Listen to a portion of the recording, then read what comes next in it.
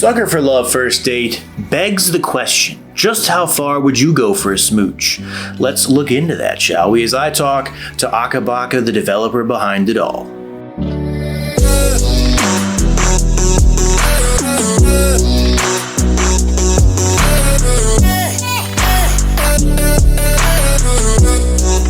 Where the idea came from, that's my boss. Because for the Sucker for Love used to be a sort of game jam type thing. Mm-hmm. There was two versions of it. The big one that came out recently, and then a 40-minute one that came out as part of a 12-game collection, the Dread X Collection 2. Mm-hmm. And for that, the theme of the collection was love crafting. Mm-hmm. So we needed to make games that had a love mechanic, a crafting mechanic, and then Lovecraftian horror. And since I'm kind of a visual novel anime type dev, I wasn't going to be able to make a full crafting system in like 10 days. So I just said, okay, well, what has items that you can make, create, and then use? Because it's kind of like crafting, and also has love mechanics, and dating sims do. And dating sims are right up my alley since I'm a visual novel dev. And then the only missing part of the puzzle was Lovecraftian horror, and so just clicks together as it's a dating sim about Lovecraftian horrors. Okay. The question comes to mind, like with the prelude and then kind of ramping it up, bringing a lot more content in with the game that came out in January. What's the challenge in kind of bringing in more content? Did you kind of try to evolve different elements of the game, or just kind of stick to like the exact same blueprint and just kind of expand on it? What was the process behind that? So that was actually pretty difficult because this was a game that was only 40 minutes long. Yeah. And I needed to find some way to lengthen it to 4 hours without repeating myself or getting stuck in formula. So I tried to make each chapter of the game feel completely different in tone and mechanics from each other. So basically, what I absolutely wanted to avoid was having chapters 2 with the King in Yellow and chapter 3 with Auntie Nyan Nyan feel pretty much exactly like chapter 1 with a new skin, because I wanted to avoid playing it completely straight. So for the second chapter, I thought, what if I start putting this love triangle where there's two girls that you can do at once, and you have to sort of juggle your attentions between the two and face consequences when you fail to do so. And then for the last one, I thought, hey, what if I just go high Lovecraftian horror, throw the romance out for the entire chapter, and then just try to make it as scary and stressful as possible. And so to kind of summarize everything I just said, I tried to, in order to lengthen the game, instead of trying to fluff up or repeat what I already had, I try to come up with something new by going at it with the same direction that I originally went at the first one with. But going into the decision tree, the number one most important thing to me was the feeling that the player can do whatever they want. In a way, I wanted the game to feel very organic in the way that you make choices. And so if you notice, there aren't any dialogue options. In Sucker for Love, not a single one. All of the branching that you can do in Sucker for Love is 100% based off of things that you do or things that you do not do. So in lieu of saying, like, there's no part where like a dialogue box pops up and says Lynetta or Esther. It's if you want to choose between Lynetta or Esther, you have to pick their book, flip to their spell, and then do it. And that's you're making your decision. Okay. It feels a little bit more natural to me. That came from a bit of exhaustion with RPGs when the dialogue options pop up on the screen. There's a couple of gripes I have with those, like the fact that it feels like you're not 100% engaged with the story. It's you're listening. You click a box, then you're back to listening. Not very engaging. Yeah. And then there's also times where like you pick a dialogue option and then it's like 2,000 times more cruel than you intended it to be because you only saw like the first line. And the character starts acting past your free will. I was like, no, I didn't mean any of that.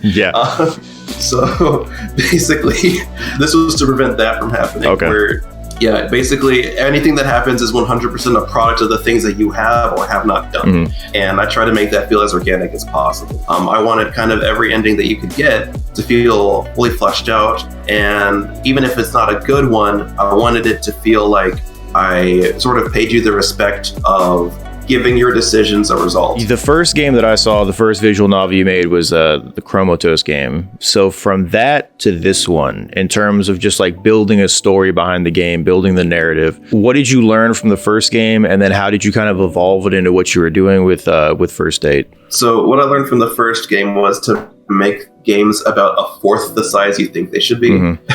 Just because feature creep, bloat, unforeseen issues, all of that will just kind of come up in really slow development. And so when I was going into Sucker for Love, I trimmed everything down on the original demo. When I first pitched it as my submission to the collection, there were 3 girls right off the bat, and there have been 3 times the content. But I decided kind of early on, let's just make this as succinct and simple as possible, so that I can just knock out whatever I do out of the park instead of trying to stretch myself too thin. And so the 2 other dates were cut, and I restricted the entire game to 1 room. And that paid off. The game was very tight. I was able to put a lot of polish and lots of humor into it.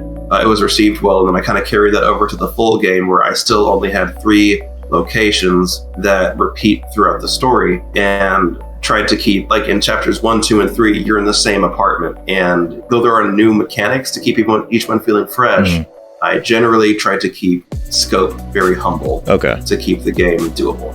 Something like 80% of the people that bought the collection have successfully beaten Sucker for Love, which is a ridiculously high number. For reference, the completion rate of the other games, of the second highest completed game, was 40%. So by kind of having this straightforward point and click, kind of intuitive system with lots of player experience kept in mind, the game is a very player forgiving system that lets people engage with the story but also not get left behind. The inspiration for the book itself, though, is instructions horror, as I like to call it. It's something that I don't see described very often, but it's like if I was to say, whatever you do not look behind you. Like, there's nothing there, but the fact that I've given you that order, you're thinking, well, why can't I look behind me? What's there? Why can't I look at it? And that suspense is like instructions horror, is that I'm giving you a list of things that you need to do while vaguely alluding to consequences that will happen if you get it wrong. And then the horror is just subtle, and it's lying in the manual that you're using to play the game. So there's lots of vague warnings and lots of minor scares that are just tucked into, every bit of text on the page. One thing actually for me with a point and click game that's a visual novel, when I talk to developers, one of the things they talk about is just player engagement, right? You don't want to let the player get bored. You don't want to let them kind of wander, things like that. With a game like this, with a visual novel and a point and click title combined, I think for me personally, when I would approach that, the first thing that I would be really concerned about is they're gonna get bored fast.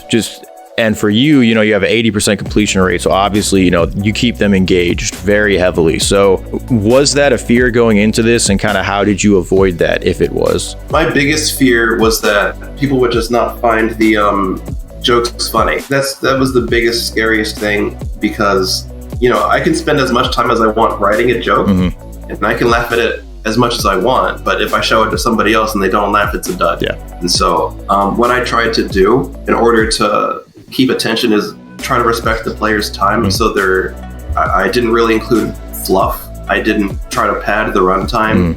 In fact, that's kind of why there's quite a few people wishing that it was longer or wishing that there was more to chew on. But the reason I didn't give more is because I didn't have more to say.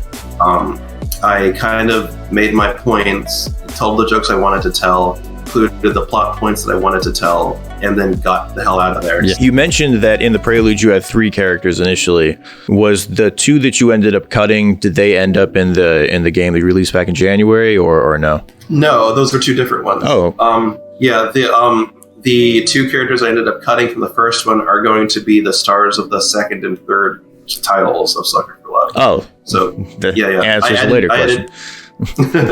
The other 2 that ended up in the first one that I released, the most recent one that I released in January, were thought up just to help translate from the 40-minute game to the 4-hour one, is because I feel like that's a lot of time for one character to have the spotlight. And so I try to think of what other characters I could work into the story to maybe keep it feeling fresh. And so they were included just for the translation. When you approach localization, there's got to be so much time that just goes into trying to reword certain things to make them, translate in a different language. And so how do you approach that? How much are you leaning into it, and how much do you want localization to be part of this game? There is a lot of demand from non-English speaking players for it localized, so I do think it's pretty vital to include it.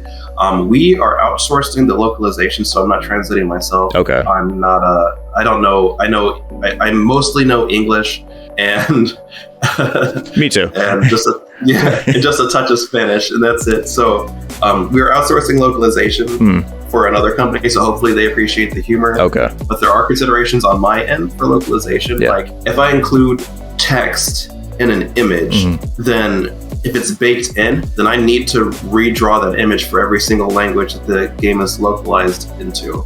So it kind of steers you away from baking text into images and finding creative ways to have it be code instead of like a PNG. Yeah. Because you can change code on the fly as needed, but it's far harder to edit a image for multiple languages than it is to edit a line of code for multiple languages. With a game like this, drawing comparison, I would think of like how Five Nights of Freddy's evolved, because at first it was just the cameras and then it expanded, and now the game that's out now, I believe you can like wander around an entire mall and it's like super engaging. So for you specifically, is that something you want to do with this game, where you kind of you bring in more elements, you make it more engaging, you make it more immersive, or do you want to stick to kind of that visual novel blueprint and paying homage to those different genres that you kind of wanted to bring into the first Prelude? So I kind of want to completely avoid any path I've already tread with each game. So instead of expanding upon the first one, I'll be pulling it back to zero and then going down a different path with it. Okay. So yeah, I'm trying to keep it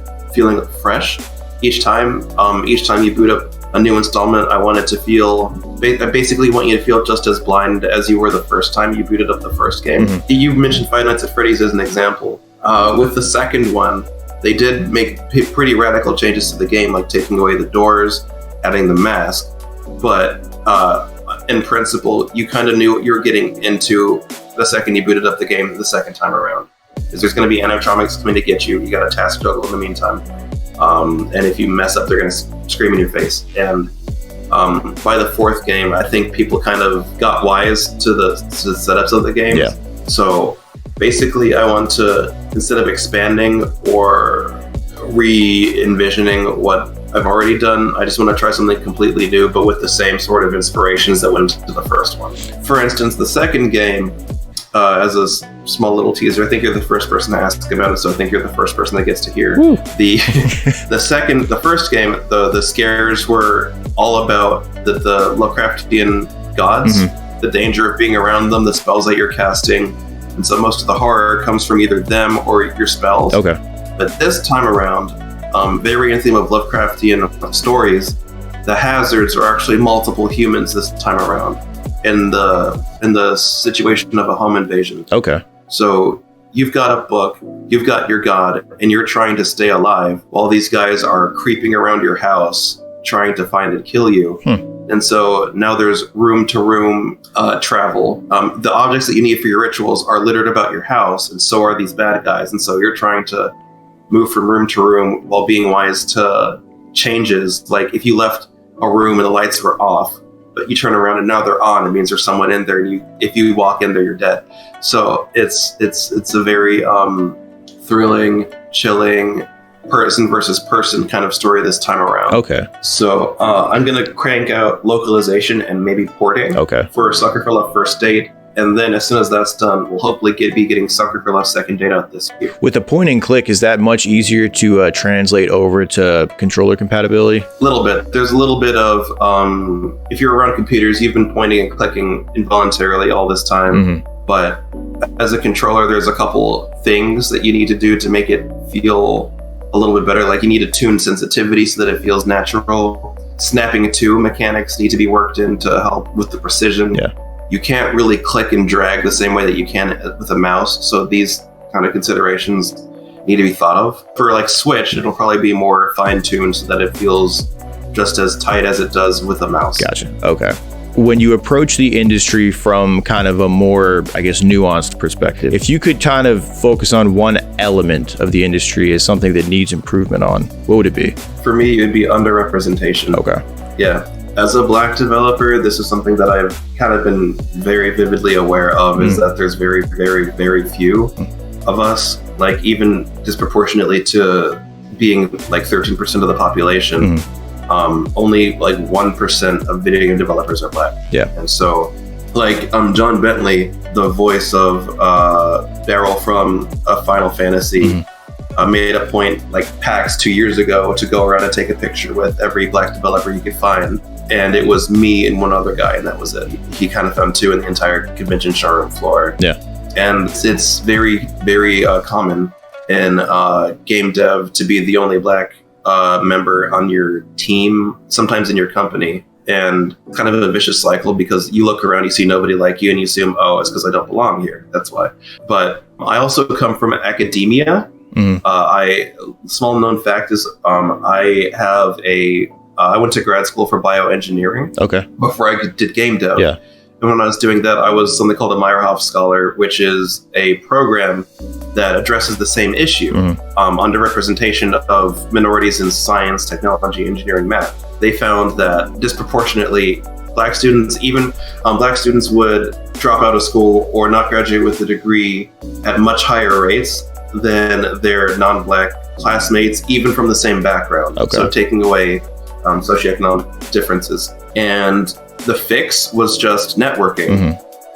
They made us very vividly aware of all the other Meyerhoff scholars. They made us study together, live together, give each other support. And just that alone made our program have a 95% advanced degree receivement rate compared to the 50% national average in STEM. Okay. So I feel like in the industry, I think I just like to see a concerted effort from minority developers to network, support each other, reach out, both prospective and existing developers. Just because I think we'll just start, as soon as that happens, we'll just start seeing so many new types of stories, characters. Diversity, I think, is really just the kiln of creativity. You'll just see so many things you didn't even expect to see, just because there's more, minds at the table now. I know a lot of people will just kind of hear diversity, think, political justice, social justice, whatever. But I'm really not demanding Black characters or demanding Black stories or forcing anybody to hire Black developers, as much as I'm just saying, hey, I think us Black developers need to do a better job at networking so we don't have so many people falling through the cracks here. I guess the only other thing I really have before I let you go, you'd mentioned you're kind of working on the second game right now. You have a third one planned. I don't know if you can really answer this one or not, but do you have a window you want to shoot for at this point, or when it's done, and that's it? Sucker for Love 2 is later this year. Sucker for Love 3 next year. Okay. And there you go. That is Sucker for Love. Now, the full interview is over on Spotify. Not the full interview, a cut version of the interview, but a much longer interview where we dived into a whole lot of other things, a whole lot of other topics, and we really got to get beneath the hood, under the cover, whatever you want to call it. We really dived in deep, and I had a great time talking about this game because it was extremely popular when it released back in January, and it is even more popular now with a sequel not far off. So go over to the Steam page, go ahead and buy this game, see what you think, check it out, go over to the Twitter page and the website. Everything is linked down below there, so check that out as well. But before you go, why not like, comment, and subscribe to the side quest for more interviews on the way, more gaming news, and everything else in between. But until next time, stay gaming, stay curious, and I will see y'all later. Take it easy.